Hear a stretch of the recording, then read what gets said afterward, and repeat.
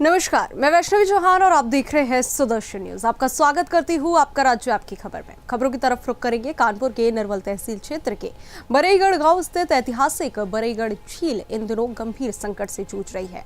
कभी पक्षियों और वन्य जीवों की चहचहाहट से गूंजने वाली ये झील अब पूरी तरह सूख चुकी है और चारों ओर सन्नाटा पसरा हुआ है। 83 बीघा में फैली इस प्राचीन झील का स्वरूप इंसानी लापरवाही और स्वार्थ के चलते बदल गया है। ग्रामीणों का कहना है कि यहाँ ना तो पक्षी दिखते हैं और ना ही वन्य जीव। लोगों ने रामगंगा नहर से झील में पानी भरवाने की मांग की है ताकि इसका प्राकृतिक स्वरूप दोबारा लौट सके।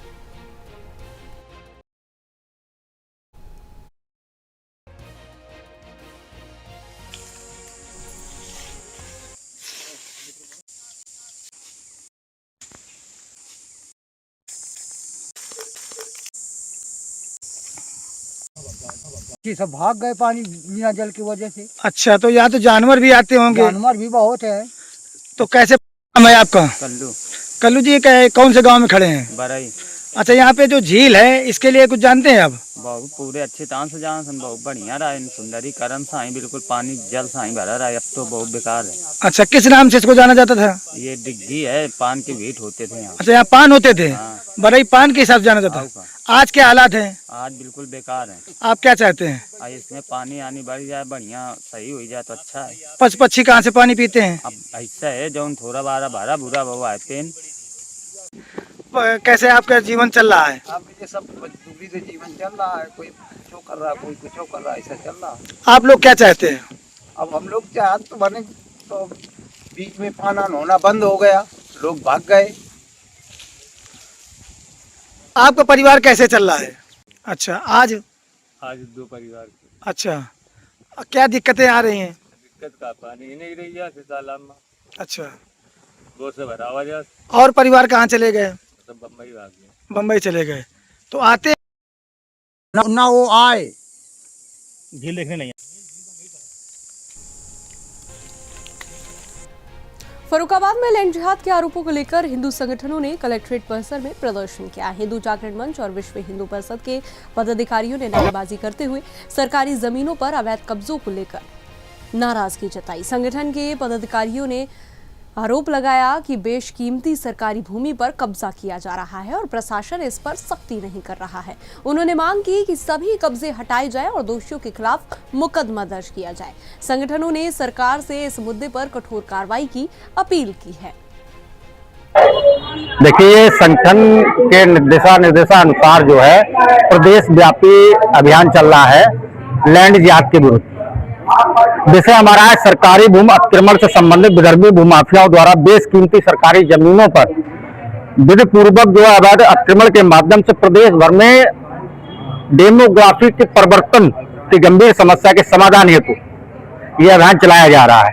भूमि अतिक्रमण पर पूरे प्रदेश स्तर पर भूमाफिया दमन करने और उनके खिलाफ सुसंगत धाराओं में गंभीरता पूर्वक वैधानिक प्रावधान कर प्रभावी कार्रवाई हेतु ज्ञापन दिया जाएगा।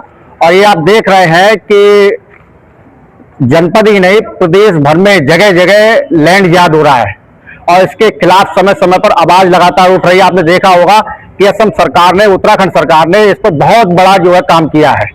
वहां पर जो है कहीं जंगलों में देखिए। फर्रुखाबाद में गंगा दशहरा पर्व पर गंगा स्नान के लिए श्रद्धालुओं का जनसैलाब उमड़ पड़ा है। पांचाल घाट और ऋषि की तपोभूमि पर उत्तर प्रदेश सहित मध्य प्रदेश, हरियाणा और आसपास के जिलों से लाखों श्रद्धालु पहुंचे। भीड़ के चलते मार्ग संग्रह पड़े गए हैं। बता दें कि जिला प्रशासन और पुलिस पूरी तरह अलर्ट मोड पर है। जिलाधिकारी डॉक्टर अंकुर लाठर ने एडीएम और एएसपी के साथ प्रमुख घाटों का निरीक्षण किया और सुरक्षा व्यवस्था मजबूत रखने के निर्देश दिए। बैरिकेडिंग, पेयजल, शौचालय और लाइफ जैकेट की व्यवस्था सुनिश्चित की गई है। वहीं प्रशासन ने श्रद्धालुओं से सावधानी बरतने की अपील की है। हम गंगा दशहरा को लेकर यहाँ पे लाखों लोग श्रद्धालु आते हैं गंगा स्नान के लिए। चारों तरफ क्या सुरक्षा व्यवस्था का इंतजाम किए गए? जनपद फर्रुखाबाद में हर साल गंगा दशहरा मनाया जाता है। इस बार 25 मई को गंगा दशहरा है, जहां पर हमारे जनपद के 7 घाटों पर ये मेले के रूप में आयोजन किया जाता है, जहां पर विभिन्न स्थलों से श्रद्धालु आते हैं और गंगा स्नान करते हैं। उसी के तहत आज पंचाल घाट पे जहां सबसे ज्यादा भीड़ होती है, 1.25 लाख से 1.5 लाख तक की भीड़ होती है, वहां पर निरीक्षण किया गया था, जहां पर लाइट, शौचालय, बिजली संबंधित सभी व्यवस्थाओं का निरीक्षण किया गया। यहाँ पर जो बोट्स हैं उनको भी देखा गया और ये निर्देशित किया गया कि कोई भी व्यक्ति बिना लाइफ जैकेट के बोट पे नहीं जाएगा। गोताखोर की व्यवस्था यहाँ पे की गई है। सीसीटीवी कैमरा भी यहाँ पर लगाए गए हैं ताकि जो आने वाले लोग हैं उनकी सुरक्षा संबंधित सभी गतिविधियों पर एक नजर रखी जा सके। फर्रुखाबाद में शिकायतों के गलत निस्तारण को लेकर बड़ा विवाद खड़ा हो गया है। अमृतपुर क्षेत्र के श्याम बिहारी अवस्थी ने आरोप लगाया कि ग्राम पंचायत, आंगनबाड़ी, पुलिस, राजस्व और पीडब्ल्यूडी से जुड़ी शिकायतों का गलत रिपोर्ट लगाकर निस्तारण कर दिया गया। इससे नाराज होकर उन्होंने आमरण अनशन शुरू कर दिया है। मामले को गंभीरता से लेते हुए जिलाधिकारी डॉक्टर अंकुर लाठर ने सीडीओ को जांच के आदेश दिए। जांच टीम गठित कर कार्रवाई शुरू कर दी गई है। वे प्रशासन के आश्वासन के बाद अनशन समाप्त कर दिया गया है। अधिकारियों ने दोषियों पर सख्त कार्रवाई का भरोसा दिया है। तहसील अमृतपुर के गांव बड़ी पट्टी में श्याम बिहारी कुछ दिनों से अमर अनशन बैठे हुए थे। उनकी शिकायत थी कि कुछ शिकायतें हैं, उनका निस्तारण मगर टूटपूर्ण तरीके से किया गया है। उसमें उनका रेवेन्यू से संबंधित, पुलिस विभाग से संबंधित, ग्राम विकास से संबंधित, आंगनवाड़ी से संबंधित, पीडब्ल्यूडी से संबंधित करीब 14-15 शिकायतें हैं, जिसका आज हम लोगों ने पूरी टीम को बुलाया हुआ है जिले स्तर पे, जिसकी हम लोग जांच करके रिपोर्ट तैयार कर रहे हैं। और इसमें यदि ये पाया जाएगा कि किसी ने इसमें गलत तरीके से रिपोर्ट लगाई है तो उसके खिलाफ कार्रवाई की जाएगी। और इसमें हम सारे प्रकरण, उनके जितने भी लंबित प्रकरण है, पहले के, वर्तमान के, सभी पे हम लोग रिपोर्ट तैयार कर रहे हैं, जो कि अगले 2-3 दिनों में हम लोग तैयार करके उनको भी रिसीव करा देंगे और कार्रवाई भी करेंगे। तो क्या जांच रिपोर्ट आने में दोषियों की कार्रवाई निश्चित है? बिल्कुल, अगर कोई ये पाया जाएगा कि अगर किसी ने जानबूझ के गलत रिपोर्ट लगाई है तो उन पर कार्रवाई भी निश्चित होगी।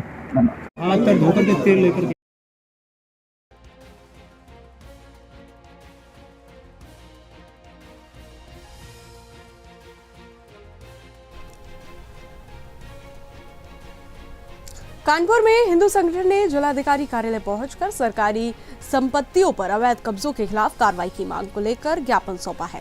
संगठन का आरोप है कि मझरिया, सिविल लाइंस, ददियाना, जाजमाऊ सहित करीब 500 स्थानों पर अवैध मज़ारे और चर्च बनाए गए हैं, जिन पर प्रशासन ध्यान नहीं दे रहा है। साथ ही रेलवे की कई जमीनों को वक्फ बोर्ड की संपत्ति बताकर दर्ज किए जाने का भी आरोप लगाया गया है। संगठन ने मांग की है कि सभी अवैध कब्जों की जांच कर उन्हें तत्काल हटाया जाए और सरकारी जमीन को अतिक्रमण मुक्त कराया जाए। पाल सिंह, प्रदेश से संयोजक हिंदू जागरण मंच। हिंदू जागरण भूमि अतिक्रमण विरोधी मोर्चा के नेतृत्व में जो सरकार की सरकारी संपत्तियां हैं जो अवैध रूप से कब्जा की गई, जिनमें मस्जिद, मजारें, चर्च और इन तरह का निर्माण किया गया है तथा सरकारी जमीनों पर कब्जा किए गए हैं, उनको चिन्हित कर हम ये ज्ञापन सौंपने सरकार को आए हैं कि उन जमीनों को तुरंत जल्दी से खाली कराया जाए, उसको समाज, राष्ट्र और हित में उन जमीनों को लगाया जाए। हमें संज्ञान में आया है कि बहुत ज़्यादा रेलवे के बाद सबसे ज़्यादा भूमि अतिक्रमण इन लोगों के पास है। वक्फ बोर्ड की ज़मीनें हैं जिनके कोई रजिस्ट्रेशन नहीं है, ज़बरदस्ती उनको कब्जा कर लिया गया है। उनको जल्द से जल्द उनको मुक्त कराया जाए, एक मोर्चा बनाया जाए। एक हमारी जो मांग है, आप लोगों ने कानपुर में पूरे क्षेत्र में सिविल लाइन, मछरिया, गदियाना, जाजमऊ और तरह तरह की पूरे क्षेत्र में जो बाहर तरह की नई मज़ारें बनने का प्रयास किया जा रहा है, या नई मज़ारें, चर्च और वाराणसी के काशी विश्वनाथ मंदिर परिसर में वीआईपी दर्शन के नाम पर श्रद्धालुओं से ठगी करने वाले गिरोह पर पुलिस ने बड़ी कार्रवाई की है। दशाश्वमेध और चौक थाना पुलिस की संयुक्त टीम ने 25 लोगों को गिरफ्तार किया है। ये आरोपी खुद को पंडा, पुजारी और स्थानीय सहयोगी बताकर श्रद्धालुओं से अवैध वसूली कर रहे थे। शिकायतों के बाद पुलिस ने सादी वर्दी में अभियान चलाकर मौके पर ही इनको पकड़ लिया। आरोपियों पर श्रद्धालुओं को गुमराह करने, जबरन पैसे लेने और दुर्व्यवहार करने के आरोप है। पुलिस ने मुकदमा दर्ज कर जांच शुरू कर दी है। क्या मामला था? आज सुबह 4 से 5 के बीच में मेरे द्वारा एक अभियान चलाया गया, जिसमें जो श्रद्धालुओं से जैसे शिकायतें प्राप्त हो रही थी कि श्रद्धालुओं से दर्शन के नाम पे कुछ दुर्व्यवहार या पैसे की मांग की जाती है, इस क्रम में आज थाना चौक और दशाश्वमेध के द्वारा अभियान चलाया गया। विशेषता ये रही कि इस चौक में जो अभियान चलाया गया, इसमें जो हमारे जितने नए रिक्रूट कांस्टेबल आए हैं, महिला और पुरुष। इनको सिविल ड्रेस में दर्शनार्थियों के रूप में डिप्लॉय किया गया और इस अभियान के परिणाम स्वरूप थाना चौक में 22 और दशा समेत में 3 ऐसे व्यक्ति पुलिस हिरासत में लिए गए, जिनके द्वारा जो है दर्शन के नाम पे पैसे की मांग की जा रही थी। कितने लोग की गिरफ्तारी हुई? टोटल 25 लोग हैं, 3 दशा समेत से और 22 चौक से। क्या कुछ बरामद भी हुआ? क्या पैसा वगैरह कुछ? नहीं, बरामद नहीं, क्योंकि हम ही जो हमारा ही पुलिस स्टाफ था, जो रिक्रूट कांस्टेबल थे, वही दर्शनार्थियों के रूप में घूम रहे थे। तो जैसे ही उनके द्वारा इस प्रकार की मांग की गई या दुर्व्यवहार किया गया, तो उनको पुलिस हिरासत में लेकर उनके आगे की जो उनके विरुद्ध विधिक कार्रवाई की जा रही है। तो माना जाता है पुलिस विभाग से लोग पैसा मांग रहे थे कि पैसे के नाम से आइए दर्शन करा दिया आपको।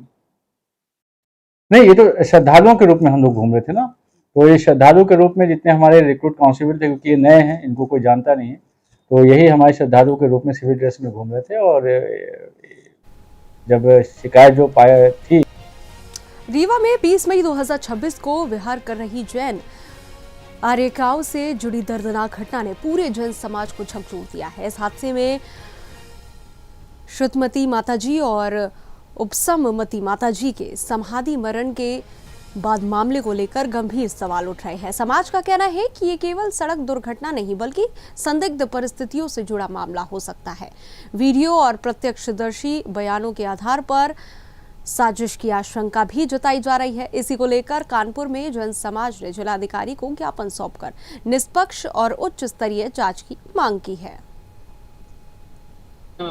मैं हेम कुमार जैन, श्री दिगंबर जैन पंचायती बड़ा मंदिर जनरलगंज के सभापति की तरफ से आज पूरा जैन समाज विगत 20 मई को हुई जो दुर्घटना है, जिसमें 2 हमारी माता श्री का दुर्घटनावश आकस्मिक निधन हुआ है, जिसमें एक ट्रक ड्राइवर ने उनको बहुत ही क्रूरतापूर्वक कुचल दिया। ऐसी दुर्घटनाएं यदाकदा पूरे देश में होती रहती हैं।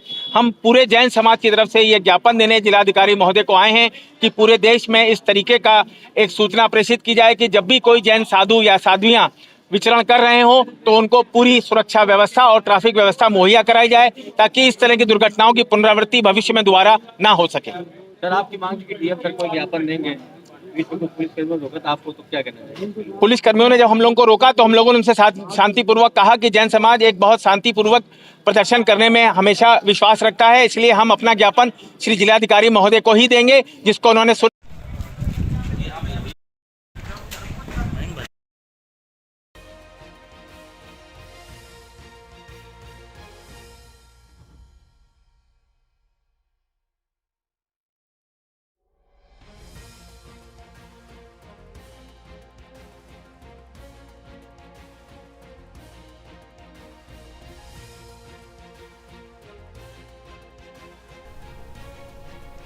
मथुरा के बरसाना स्थित राधा रानी मंदिर में अधिक मास के अवसर पर दिव्य होली महोत्सव का भव्य आयोजन किया गया। नंदगांव के गोस्वामी समाज द्वारा पारंपरिक ब्रज होली पदों के गायन से पूरा मंदिर परिसर भक्तिमय उठा।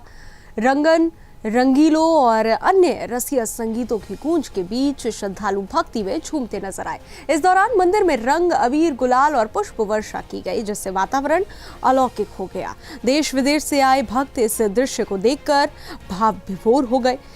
करीब 2 घंटे चले इस आयोजन ने ब्रज संस्कृति की जीवंत झलक प्रस्तुत की। मेरा नाम मुकेश गोस्वामी है। क्या उत्सव हुआ है? हम लोग नंदगांव से आए हैं। जैसा कि आप सभी को मालूम है कि पुरुषोत्तम मास में जो पूरे वर्ष के त्योहार होते हैं उनको इस पुरुषोत्तम मास में मनाया जाता है। तो आज उसी क्रम में होली का आयोजन किया गया था यहाँ बरसाना में। तो सभी नंदगांव से ग्वाल यहाँ पधारे हैं और सबने आनंद लिया है, समाज गायन हुआ है और ये होली का उत्सव यहाँ पे मनाया गया है। रंग गुलाल भी, रंग और गुलाल से भी और फूलों से भी बहुत अच्छा। जिस प्रकार से फागुन के महीने में जो होली का उत्सव यहाँ पे होता है अष्टमी के दिन शुक्ल पक्ष की, वही जो होली का उत्सव है वो आज यहाँ पे मनाया गया है। क्या नाम है आपका? नेपाल के सुकृत में नेपाल टूरिज्म बोर्ड, होटल व्यवसायी संघ और नाटा के संयुक्त तत्वावधान में कर्णाली टूरिज्म मीट 2026 का भव्य आयोजन किया गया। इस कार्यक्रम में भारत के विभिन्न राज्यों से पर्यटन कर्मी और पत्रकार शामिल हुए, जिनका नेपाल में गर्मजोशी से स्वागत किया गया। 4 दिनों तक चले इस आयोजन में कर्णाली क्षेत्र की प्राकृतिक सुंदरता, बर्फीले पहाड़, प्राचीन मंदिर और सांस्कृतिक विरासत को प्रस्तुत किया गया। बता दें कि प्रतिभागियों को लादे, गुरासे और दिलेख जैसे पर्यटन स्थलों का भ्रमण कराया गया। इस अवसर पर सुदर्शन के संवाददाता रामजी सोनी को सम्मानित भी किया गया। टूरिज्म मीट 2026 का आगाज हुआ है। 3 दिनों तक ये प्रोग्राम चल रहा है, जिसमें भारत के तमाम जो पर्यटन से जुड़े लोग हैं, जो पत्रकार हैं, वो पहुँचे। आज हम यहाँ गुरासे में मौजूद हैं। आप देख सकते हैं, ये पूरा गुरासे है। इसको आप मिनी कश्मीर भी कह सकते हैं, क्योंकि ये भारतीयों के लिए बहुत सुंदर और बेहतर स्थान है। बिल्कुल यहाँ ठंडी ठंडी हवाएं हैं।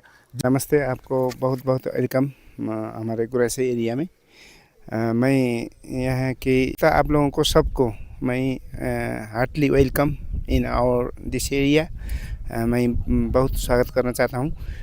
आपके तरफ से जितने भी हमारे पड़ोसी मुल्क इंडिया में जो जैसे प्राकृतिक टूरिज़्म में जो घूमना चाहते हैं, उन सबको मैं वेलकम करना चाहता हूँ। फिर भी हमारे ये अभी जो एडमिनिस्ट्रेटिव सेंटर है, ये नई है। जब नेपाल में अभी जो व्यवस्था रिफॉर्म हुआ, तो इस वजह से अभी नई जो लोकल गवर्नमेंट बना है, ये अभी सिर्फ 5 साल में इसमें इस्टेब्लिश्ड हुआ है। इसी वजह से नदी की सुर्खियत है यहाँ दैलेख। सर, ये प्रोग्राम एक कर्णाली पर्यटन सम्मेलन है। ये पहली बार आयोजन किया गया है कर्णाली में।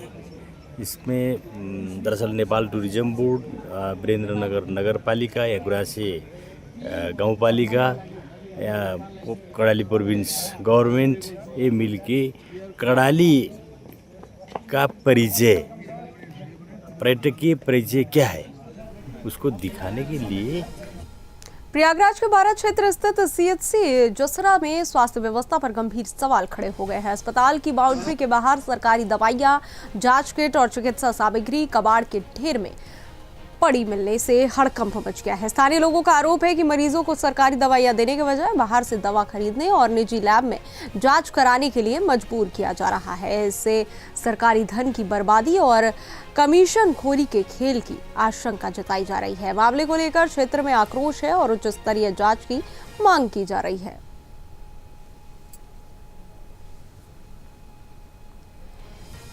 कानपुर के नौबस्ता थाना क्षेत्र में मामूली बाइक टक्कर ने रविवार शाम एक दोहरे हत्याकांड का रूप ले लिया।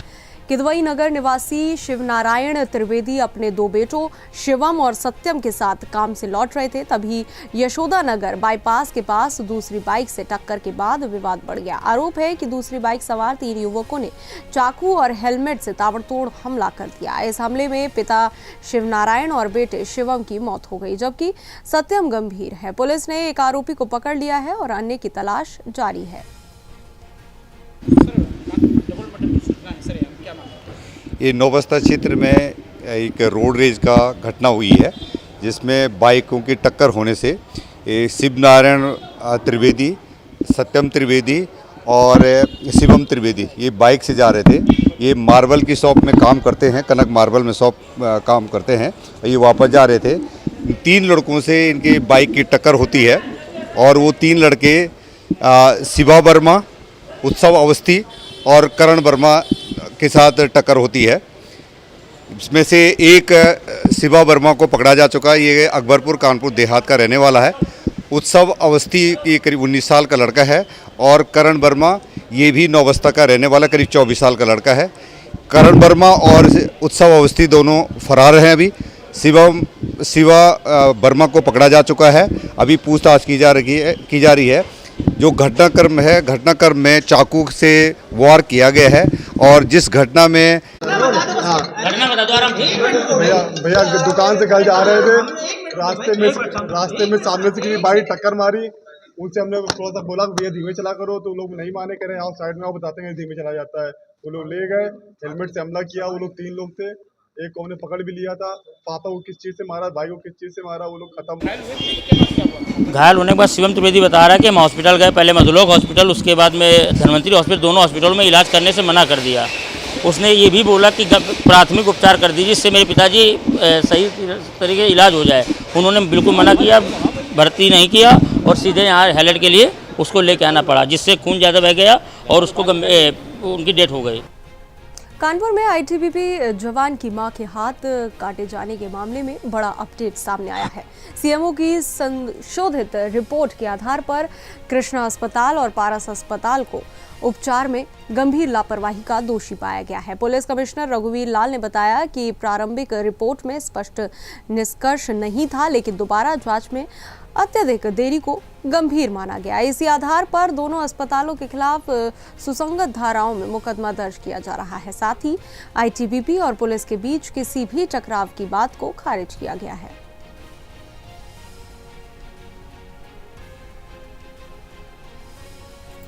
आपके द्वारा जो टीम गठित की गई थी मेडिकल, उसकी रिपोर्ट प्राप्त हो गई है और इस रिपोर्ट में पारस अस्पताल और कृष्णा जो अस्पताल हैं उनके विरुद्ध उनके लापरवाही के लिए एक रिपोर्ट दोषी मानते हुए प्रेषित की गई है और उसमें हम लोग बीएनएस के 125B के अंतर्गत अभियोग पंजीकृत कर रहे हैं। इससे पूर्व जो आख्या उनके द्वारा प्रेषित की गई थी वो कॉन्क्लूसिव नहीं थी, इस वजह से पुनः उनको आख्या भेजी गई थी कि दोष निर्धारण करके आप अपनी आख्या भेजें।